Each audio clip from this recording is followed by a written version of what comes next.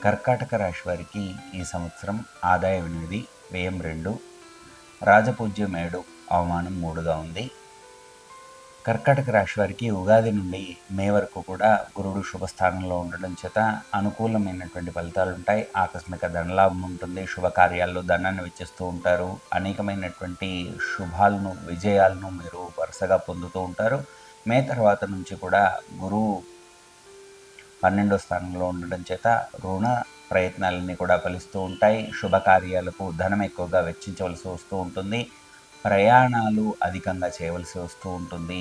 తద్వారా శారీరకంగాను మానసికంగాను అనారోగ్యానికి గురయ్యే అవకాశాలు ఉన్నాయి. ఆరోగ్యాన్ని మీరు జాగ్రత్తగా చూసుకోవాలి. అనారోగ్యం పాలవకుండా చాలా జాగ్రత్తగా ఉండవలసినటువంటి సమయము. అదేవిధంగా మీకు శని సంబంధిత అలాగే రాహుకేతు సంబంధిత ఇబ్బందులు కూడా ఉన్నాయి కనుక మీరు కలిగేటువంటి పేరు ప్రతిష్టలకు కలిగే భంగాన్ని మీరు ఎదుర్కొంటూ ఉండాలి. పేరు ప్రతిష్టలకు భంగం వాటిల్లకుండా మీరు జాగ్రత్త పడుతూ ఉండడం చెప్పదగినటువంటి సూచన.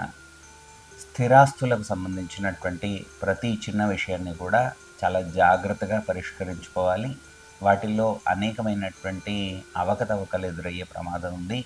ముఖ్యంగా మానసిక సమస్యలు ఎదురయ్యే అవకాశం ఉంది కనుక మానసికంగా ప్రశాంతంగా ఉండడం, యోగా లాంటివి తరచుగా చేస్తూ ఉండడం, ధ్యానం చేస్తూ ఉండడం ద్వారా మీకు మానసిక ప్రశాంతత అలాగే ఆరోగ్యం కూడా మీకు కలుగుతూ ఉంటుంది.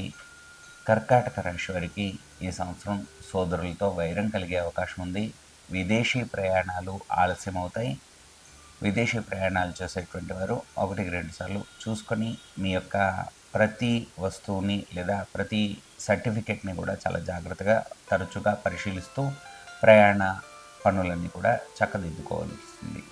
కర్కాటక రాశి వారికి ఉగాది నుండి మే వరకు కూడా రాహు 9వ స్థానంలో ఉండడం చేత అనుకున్నటువంటి పనులన్నీ కూడా ఆటంకాలు అవుతూ ఉండడం, పనుల్లో ఇబ్బందులు కలుగుతూ ఉండడం జరుగుతూ ఉంటుంది. మానసిక ఆందోళన పెరుగుతూ ఉంటుంది. కంగారు పెరుగుతూ ఉంటుంది.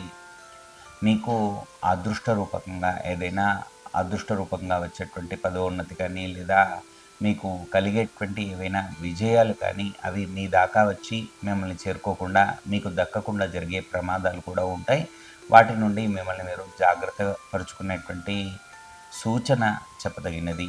అదేవిధంగా ఉగాది నుండి మే వరకు 9వ స్థానంలో ఉన్నటువంటి రాహు మళ్ళీ మీకు మే తర్వాత నుండి కూడా వత్సరాంతం వరకు 8వ స్థానంలో ఉంటారు.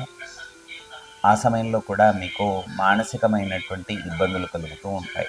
ఉగాది నుండి వత్సరాంతం వరకు కూడా 9వ స్థానంలో శని సంచారం ద్వారా అనేకమైనటువంటి మానసిక ఆందోళనకు గురవుతూ ఉంటారు.